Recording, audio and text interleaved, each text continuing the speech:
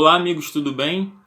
Me chamo Gabriel. Hoje a gente vai estudar um pouquinho sobre princípios da vida cristã. Você que está assistindo a gente desde o começo, está acompanhando nossa série de estudos, eu aguardo de coração, espero de coração que você já tenha optado pelo batismo. Se ainda não optou, eu te convido a participar de uma série de estudo mais aprofundada, né? E se possível até pessoal, com alguma igreja próxima da sua casa, tá? Feche seus olhos, nós vamos fazer uma breve oração aqui para pedir sabedoria e entendimento do Espírito Santo. Santo Deus, amantíssimo Pai, neste momento queremos te pedir sabedoria e entendimento para que nós possamos ler, estudar, meditar, mas que acima de tudo nós possamos colocar em prática tudo aquilo que a gente aprender aqui nesse estudo, Pai. Essas mensagens te pedimos e agradecemos. Em nome de Jesus, amém. Princípios da vida cristã. Princípios da vida cristã nada mais é do que regras de fé, né? Compromisso que você estabelece com Deus, né? Através das escrituras baseadas na Bíblia, para você seguir uma vida cristã de êxito, né? E a partir do momento que você aceita ser batizado, você aceita Jesus, você é transformado pelo Espírito Santo de Deus. E você passa agora a ser uma nova criatura em Cristo. E as coisas velhas da sua vida você deixa de lado. Você começa a largar tudo aquilo que te impedia de ter uma proximidade com Deus. Tá? O pecado ele cria um distanciamento, né, entre o homem e Deus. E quando você adota princípios de vida cristã, automaticamente você está admitindo para si mesmo e para Deus e para a sociedade que você quer viver uma vida cristã ao lado de Cristo, né? E o cristão, a vida cristã é um processo diário, um processo de santificação diário. Todos os dias nós precisamos morrer para o mundo, morrer para as atividades mundanas, porque a gente, quando aceita Cristo, a gente continua no mundo. A gente é uma nova criatura, mas a gente continua no mundo, sujeito a tentações, sujeito a desejos pecaminosos que nós precisamos lutar diariamente. E para que nós possamos lutar diariamente contra essas coisas, nós precisamos ter princípios, adotar princípios para que nós possamos viver uma vida cristã de êxito, né? Lá em Filipenses capítulo 3, versículo 13, Paulo fala assim: irmãos, quanto a mim não julgo havê-lo alcançado. Aqui ele está falando da perfeição. Não tem como você alcançar, por mais que você queira, por mais que você tente com todas as suas forças possíveis. É impossível você alcançar a perfeição. Mas, aí ele continua dizendo assim, não joga pelo caminho, mas uma coisa fácil, esquecendo-me das coisas que para trás ficam. E aqui ele está falando das conquistas e dos erros que você cometeu no passado, e avançando para as que estão diante de mim, prossigo para o alvo, para o prêmio da soberana vocação de Deus em Cristo Jesus. Prossigo para o alvo. O que ele está querendo dizer aqui? Ele prossegue para o processo de santificação, que é o aperfeiçoamento cristão, que é a perfeição cristã, que é a cada dia, mesmo você cometendo erros, você pedir perdão a Deus e voltar para o processo de santificação. Você fazer de tudo para não pecar, mas caso você erre, você volte, peça perdão a Deus e volte para o processo de santificação. A vida do cristão não é uma vida perfeita, não é uma vida sem tribulação. Tá? A gente precisa entender que a Bíblia mesmo diz, Jesus mesmo falou, no mundo tereis aflições, mas tem de bom ânimo, eu venci o mundo. Você vai ter muitas tribulações. Eu costumo dizer que quando você está no caminho certo, fazendo tudo certo ao lado de Deus, né? Fazendo tudo, seguindo os princípios da Bíblia, os princípios cristãos, começa a surgir um montão de tribulação, porque o inimigo ele fica furioso. Quando ele não consegue fazer com que você caia nas suas fraquezas, tá? Ele fica furioso e começa a argumentar, começa a manejar diversas coisas para que você entre em conflito com os princípios e consigo mesmo. Tá? Ele faz de tudo para poder te tentar. Né? Mas não há tentação em que nós não possamos resistir. Tá? Nós precisamos a cada dia nos armar da armadura de Deus, que é a palavra de Deus, oração, Bíblia, jejum, seguir todas as regras, todos os princípios possíveis, todos os princípios que a Bíblia determina, né, para que nós possamos ter uma vida de integridade com Deus. Eu separei aqui algumas perguntas para que nós possamos debater, tá, sobre alguns princípios que são muito importantes. A primeira diz o seguinte, do estudo: que práticas frequentes contribuem para a manutenção e fortalecimento da fé no crescimento espiritual? Em João capítulo 5, versículo 39, diz assim: examinai as escrituras, porque julgai ter nelas a vida eterna, e são elas que testificam de mim. Querido, nós precisamos diariamente ler a Bíblia. A gente precisa orar, tá? São basicamente aqui nessa primeira pergunta 4 princípios. Nós precisamos orar, ler, estudar a Bíblia, frequentar a igreja, tá? E pregar o Evangelho. É muito importante que nós oremos, tá? A oração é fundamental, principalmente quando você está passando por um momento de tribulação na sua vida, né? A oração é necessária antes, durante e depois, quando você acorda, durante todo o seu dia. Eu costumo dizer que você precisa estar em espírito de oração, tá? Porque a tentação ela é o tempo inteiro, tá? Principalmente quando você quer seguir princípios, o inimigo ele te tenta o tempo inteiro. Então a gente precisa estar com a mente ligada no céu o tempo inteiro, porque nós somos tribulados de diversas formas possíveis. Em 2 Coríntios capítulo 10, versículo 5, Paulo ele fala que nós precisamos levar cativo todo o nosso pensamento à obediência de Cristo. Tá? E de fato, nós precisamos estar conectado com Cristo, com a nossa mente ligada a Ele 24 horas por dia. Hoje eu entendo que eu preciso, eu falo assim para Deus, Senhor, me ajude, todas as atividades do meu dia, eu falo, Senhor, eu vou fazer isso agora, me ajude a fazer isso com isso, me dê energia para fazer isso, me dê energia para fazer aquilo. Porque nós precisamos deixar Ele participar de toda a nossa rotina. Nós precisamos criar também um hábito de nos alimentar espiritualmente nas primeiras horas do dia. Não somente nas primeiras, mas nas primeiras horas do dia é muito importante, porque você já vai para a sua rotina diária, porque a nossa rotina já é bem agitada. Agora imagina você passar por uma rotina em que você não está bem alimentado espiritualmente. O café da manhã, segundo especialistas, eles falam que é a principal refeição do dia, porque você passa a noite inteira dormindo, automaticamente você acorda com fome.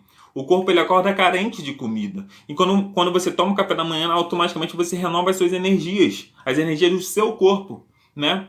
Assim também, as nossas energias espirituais, a nossa fé é renovada diariamente, tá? Através da palavra de Deus. Quando a gente se alimenta da palavra de Deus nas primeiras horas da manhã, nós saímos para o trabalho, para a faculdade, para qualquer lugar que nós formos, bem alimentados espiritualmente, ok? Então, leitura da palavra de Deus, estudo da Bíblia, oração, que é muito importante, tá? E pregar o Evangelho, estudar a palavra de Deus, ter uma vida de oração, orar com frequência, frequentar a igreja e ter comunhão com os outros membros do corpo de Cristo e pregar o Evangelho, porque quando você prega o Evangelho, automaticamente você está aprendendo mais também. Você fixa aquela ideia do que você está ensinando na sua cabeça também. Uma das maneiras mais comprovadas cientificamente mais eficazes de você aprender é você ensinando para alguém, né? E vamos lá. Como devem os membros da igreja se comportar em relação a seus irmãos? Efésios capítulo 4, versículo 25. Por isso, deixando a mentira, fale cada um a verdade com o seu próximo, porque somos membros uns dos outros. Queridos, nós devemos sempre falar a verdade, independente das consequências, tá? Independente do que vai acontecer, o cristão ele deve sempre falar a verdade, tá? Mesmo que haja consequências, porque a consequência é muito maior para aquele que fala mentira do que para aquele que fala a verdade. Pelo menos você vai se redimir, vai sofrer algumas consequências talvez, mas você vai se redimir e vai estar com a sua consciência limpa. Ok? Agora, Gálatas 5,13. Porque vós, irmãos, fostes chamados à liberdade, porém, não useis a liberdade para dar ocasião à carne. Sedes antes servos um dos outros pelo amor. Então nós devemos servir os nossos irmãos, principalmente os irmãos da fé. Tá? Nós precisamos servir, precisamos ajudar uns aos outros. E quando um cair, quando um estiver desanimado, o outro vai lá e estende a mão. Procure seu irmão, o irmão da sua igreja, um irmão talvez que tenha faltado o culto de sábado de manhã, para ver como que ele está, dá uma ligada, manda uma mensagem no WhatsApp, procure saber como seu irmão está, ok? Gálatas capítulo 6, versículo 1 diz assim: irmãos, se alguém for surpreendido em alguma falta, vós que sois espirituais, corrigiu com o espírito de brandura, e guarda-te para que não sejais também tentado. Tem muito se ouve falar, muito se vê também, quando algum irmão comete algum pecado dentro da igreja, o irmão vai lá e já sai acusando, já sai... Sendo que quem somos nós para julgar? Sabe? Quando o irmão ele apresenta uma lista de pecados, né? Qual a diferença entre mim e ele? A diferença é que o pecado dele talvez foi exposto, o meu é oculto. Então nós devemos, com espírito de brandura, chegar a conversar com aquele irmão. Né? Acusar, apontar, criticar, dizer que ele está errado, que não sei, levar... Enfim, nós precisamos conversar com espírito de brandura e amor, principalmente. Tá? Outro tópico aqui agora. Que diz a Bíblia sobre os costumes e diversões mundanos? Né? 1 João capítulo 2, versículo 15 a 17. Vamos ver aqui. Diz assim: não ameis o mundo, nem as coisas que há no mundo. Se alguém amar o mundo, o amor do Pai não está nele. Porque tudo que há no mundo, a concupiscência da carne, a concupiscência dos olhos e a soberba da vida, não procede do Pai, mas procede do mundo. Outro versículo aqui. Tiago 4:4. Tiago capítulo 4, versículo 4. Infiéis, não compreendeis que a amizade do mundo é inimiga de Deus? Aquele, pois, que quiser ser amigo do mundo, constitui-se inimigo de Deus. Queridos, entenda o seguinte: quando a gente se torna cristão, aceita ser transformado pelo poder do Espírito Santo e se batiza, e quando nós passamos a seguir os princípios estabelecidos pela Bíblia, nós então somos novas criaturas em Cristo e precisamos deixar as práticas antigas para trás. Tá? Nós precisamos deixar as práticas mundanas para trás. Tudo aquilo que a gente fazia que era errado aos olhos de Deus, nós precisamos abandonar. Tá? Se talvez você tenha alguma amizade que te arrasta para o contexto mundano, você precisa abandonar também. Não que você vai deixar de ser amigo da pessoa, mas você já não vai acompanhar a pessoa nas suas práticas mundanas que você tinha antigamente, antes de ser cristão, de se tornar um cristão. Porque a propensão, tá? A probabilidade de você voltar a cometer aquele ato, voltar a fazer o que é errado, é muito grande. Então nós precisamos prevenir, é melhor prevenir do que remediar, né? Nós precisamos, né, antecipar nossas ações. Porque se você praticava alguma coisa antes, é sinal que você tem alguma fraqueza em relação àquilo. Talvez alguma bebida, algumas atitudes mundanas seja a sua fraqueza. Então você precisa fazer de tudo para se esquivar de tudo aquilo que você fazia antes, que te afastava, que mantinha uma distância entre você e Deus. Tá? Você precisa fazer hoje. Aí você vai perguntar, Gabriel, mas como é que eu vou pregar então para os meus amigos lá, se eu só frequento lugares cristãos? Eu não posso ir num bar que eu frequentava, não posso ir numa boate que eu frequentava antes de me tornar cristão. Como é que eu vou pregar para os meus amigos que estão lá? Eu quero que eles venham para a igreja também.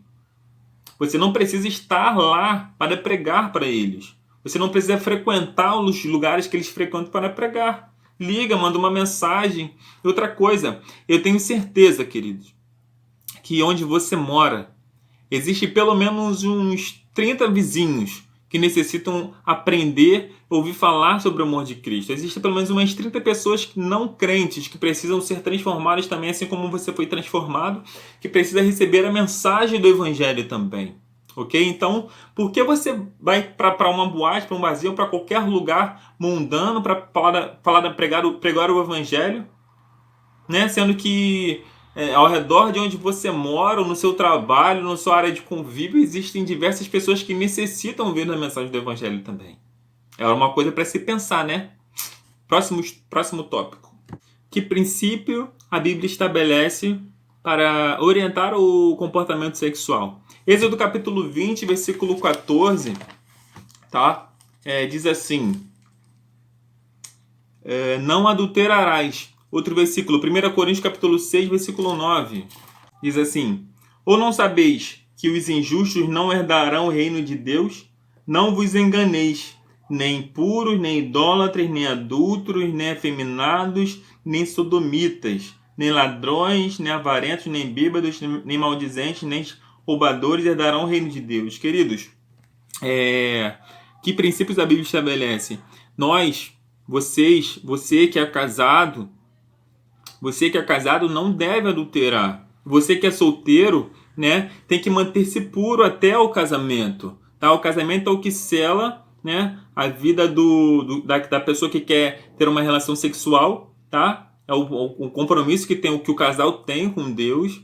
Tá? Você que é solteiro tem que esperar até um casamento, ok? Tem que se manter puro até lá. Agora, você que é casado, você não pode adulterar. E existem algumas práticas também antes de adulterar que o homem precisa prevenir também. Ficar olhando para uma mulher na rua, ficar flertando com as tentações. A gente precisa estabelecer limites para que não chegue a um momento extremo em que você acaba adulterando. Então, o homem e a mulher, eles precisam estabelecer esses princípios para ter um casamento puro, um casamento ali selado diante de Deus, ok? Queridos, na caminhada cristã, existe uma série de princípios que nós precisamos seguir para ser felizes. Se tem acontecido alguma coisa de errado hoje na tua vida, algum problema, alguma tribulação, provavelmente, talvez, você esteja deixando de cumprir algum princípio. Tá? Pare e reflita. O que você está deixando de fazer? Nós precisamos diariamente ter uma vida de oração, diariamente ler a palavra de Deus, fazer o nosso devocional. O alimento espiritual é o alimento principal que nós precisamos ter no nosso dia a dia. A transformação é diária. O processo de santificação é diário. A conversão é diária. Eu preciso entender que todos os dias eu preciso renovar o meu pacto com Deus. Eu preciso renovar a minha comunhão com Deus. Eu preciso ter uma vida de oração, eu preciso ter uma vida de leitura da palavra de Deus. Eu preciso seguir os princípios que a Bíblia estabelece para mim. Entende? Em 2 Coríntios capítulo 4, versículo 16, Paulo ele vai falar assim: por isso não desanimemos, pelo contrário, mesmo que o nosso homem exterior se corrompa, e vai acontecer diversos problemas na caminhada, diversas dificuldades, diversas tribulações, e ele continua dizendo, nosso homem interior, ele se renova de dia em dia. E diante das tribulações que acontecerem, você tem que orar, você tem que pedir sabedoria a Deus para poder resolver os problemas. Você também não pode ficar empurrando com a barriga. Ora a Deus e se coloca em prática. É o esforço humano unido ao poder divino. Nós precisamos reconhecer que a força que há em nós não vem de nós, vem de Deus. É o esforço humano unido ao poder divino. Quando a gente entende essas duas uniões, né, que a gente precisa de Deus para tudo e de fato nós precisamos, a nossa vida é muito melhor. E Paulo ele continua, porque a nossa leve e momentânea tribulação produz para nós eterno peso de glória, acima de toda comparação, não atentando nós nas coisas que se veem, mas nas que não se veem, porque as que se veem são temporais. Tudo isso que acontece aqui no mundo, todas as tribulações, todos os problemas são temporais, mas as coisas que nós não vemos são eternas. Nós precisamos caminhar para alcançar a vida eterna. Que Deus te abençoe, meu querido, e que você continue, né, sentindo um desejo de se vir cada vez mais, de entregar sua vida a Jesus, de ser batizado, de ser transformado por esse poder, e deixar esse amor entrar no seu coração, penetrar no íntimo do seu coração, para que você possa experimentar o amor de Cristo e espalhar para as pessoas da sua família também. Se você ainda não aceitou ser batizado, se você ainda não aceitou tomar essa decisão, se você ainda não aceitou a decisão pelo batismo, hoje é o momento. Agora é o momento. Aceite ser transformado pelo poder de Deus. Deixa Ele fazer parte da tua vida. Deixa Ele guiar a tua trajetória. Deixa Ele fazer uma transformação na tua vida.